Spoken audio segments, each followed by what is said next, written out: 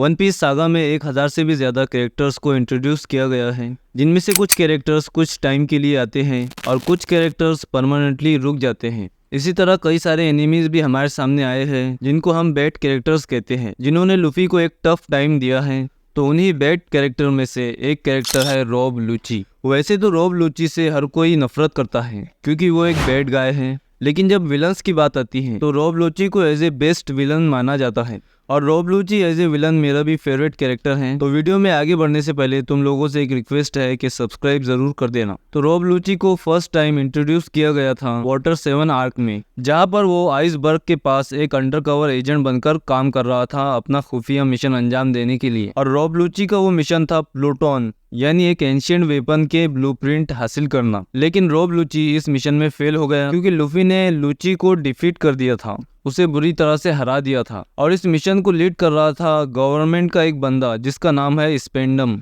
तो जैसा कि लूफी बस्टर कॉल के बाद भी वाटर 7 से सुरक्षित भाग निकला था और गवर्नमेंट का ये मिशन फेल हो गया था, तो स्पेंडम ने इस मिशन की नाकामी का सारा इल्जाम लूची पर डाल दिया और लूची को CP9 से बाहर निकाल दिया। लेकिन लूची ने भी हार नहीं मानी और कड़ी मेहनत के बाद लूची ने फिर से एंट्री की CP0 का हेड बनकर। और अब लूची की पोस्ट जो थी वो स्पेंडम से भी हायर पोस्ट थी। तो ये था रॉब लूची का एक छोटा सा इंट्रो। और अब हम देखेंगे रॉब लूची का ओरिजिन। तो रॉब लूची ग्रैंड लाइन के एक अननोन आइलैंड पर आज से 30 साल पहले पैदा हुआ था। और जब रॉब लूची 6 साल का हुआ तब वो कुछ बच्चों के साथ गवर्नमेंट सोल्जर बनने की ट्रेनिंग करने लगा ताकि स्ट्रॉन्गेस्ट बनकर CP9 ज्वाइन कर सकें। और बात करें CP9 की तो उस टाइम यानी वन पीस के टाइम स्किप से पहले CP9 एक गवर्नमेंट एजेंसी हुआ करती थी जो कि एक असासिन ऑर्गेनाइजेशन थी। और ये वही लोग थे जो जस्टिस के नाम पर लोगों पर जुल्म किया करते थे। वैसे तो सारी की सारी गवर्नमेंट ही ये काम करती है। तो खैर हम आगे बढ़ते हैं। तो रॉब लूची एक टफ ट्रेनिंग को पार करके CP9 का एजेंट बन गया और 13 साल की उम्र में रॉब लूची ने CP9 के लिए कई सारे मिशन को अंजाम दिए, मतलब कई सारे मर्डर्स किए,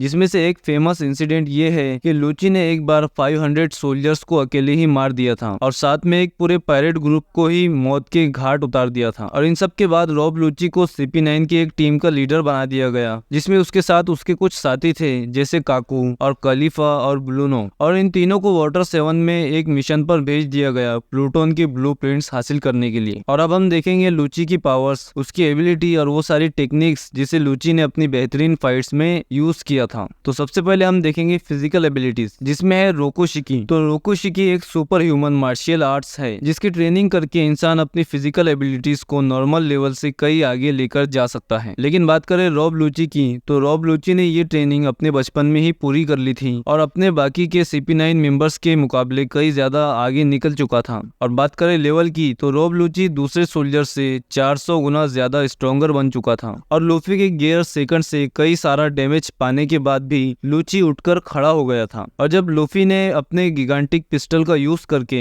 बिल्डिंग को क्रश करके लूची पर गिरा दिया था, उसके बाद भी लूची उठकर खड़ा हो गया था। और जब लूची 13 साल का था उस टाइम कई सारे लोगों ने लूची की बैक पर गन शॉट मारे थे, तब भी उसके चेहरे पर पेन की फीलिंग्स नहीं दिखाई दी थी। उसने कभी अपना दर्द लोगों के सामने जाहिर नहीं किया। इससे लूची की ड्यूरेबिलिटी का भी अंदाजा लग ही जाता है कि लूची की ड्यूरेबिलिटी नेक्स्ट लेवल पर थी। फ्रैंकी पर बुलेट्स का कोई असर नहीं होता है क्योंकि वो एक साइबोर्ग है, लेकिन लूची ने फ्रैंकी को सिर्फ एक किक में ही नॉकआउट कर दिया था। और जब सांजी ने अपनी किक का यूज करके लूची पर अटैक किया तब लूची ने सांजी का अटैक अपने 4 आर्म से ही रोक दिया और वो भी बिना आर्मामेंट हाकी के। और ये सीन देखकर हमारे साथ साथ सांजी की भी आंखें फटी की फटी रह गई थी। तो लूची ने अपने बचपन में जो ट्रेनिंग की थी जिसको रोकुशिकी बोलते हैं, तो इस रोकुशिकी में फाइटिंग के 6 तरीके 6 टाइप्स सिखाए जाते हैं। तो रोकुशिकी एक special super human martial art का स्टाइल है। रोकुशिकी में 6 बेसिक टेक्निक्स और 7th सीक्रेट टेक्निक होती है और 7th सीक्रेट टेक्निक को सिर्फ वही यूज कर सकता है जो कि रोकुशिकी का मास्टर हो। तो हमने देखा ही है कि गवर्नमेंट के कई सारे लोग रोकुशिकी के 6 टाइप्स को यूज करते हैं, लेकिन हर बंदे की सिर्फ एक ही टेक्निक में मास्टरी होती है। जैसे फुकुरो यूज करता था सोरो टेक्निक, जिससे सोरो की चलने की स्पीड बहुत ज्यादा बढ़ जाती थी। और जबरा यूज करता था टेक्काई और काकू यूज करता था रंग क्याकू और रॉब लूची यूज करता था शिगान। और इस शिगान का यूज करके यूजर अपनी फिंगर को एक्सट्रीमली स्ट्रॉन्ग बना लेता है और इतना स्ट्रॉन्ग कि उसकी फिंगर पत्थर में भी छेद कर सकती है। अब बात करते हैं रॉब लूची के डेविल फ्रूट के बारे में। तो रॉब लूची के डेविल फ्रूट का नाम है नेको नेको नोमी मॉडल लेपर्ड। तो ये एक जोन टाइप डेविल फ्रूट है जो यूजर को अलाउ करता है कि वो खुद को फुल लेपर्ड और हाफ लेपर्ड में ट्रांसफर कर सकता है। तो जोन टाइप डेविल फ्रूट अपने यूजर की फिजिकल एबिलिटीज को बढ़ाता है, इसलिए जोन टाइप एक फाइटर के लिए बेस्ट डेविल फ्रूट माना जाता है। क्योंकि फाइटर अपने हाथ और पैर का यूज करता है तो उनको ज्यादा स्ट्रेंथ की जरूरत पड़ती है। जैसे लूची को ही ले लो, लूची का मार्शल आर्ट कमाल का है और इसके पीछे उसके डेविल फ्रूट की पावर भी छुपी हुई है। और इसके बाद लूची ने अपने डेविल फ्रूट को अवेक कर लिया और ये है लूची का अवेकन फॉर्म। और अवेकनिंग के अपने कुछ बेनिफिट्स होते हैं, जैसे अवेकनिंग के बाद लूची का एक न्यू हाइब्रिड फॉर्म हमें देखने को मिला था और ये फॉर्म काफी ज्यादा पावरफुल है। पर इस फॉर्म में लूची की फाइट देखने को नहीं मिली, बस एक बार लुफी के साथ फाइट हुई थी पर वो भी इतनी खास नहीं थी। तो इस फॉर्म में लूची की फिजिकल एबिलिटीज और ज्यादा बढ़ जाती है और डैमेज मिलने के बाद लूची खुद को बहुत स्पीड से रिकवर कर सकता है। ये एक बहुत बड़ा बेनिफिट है अवेकनिंग का।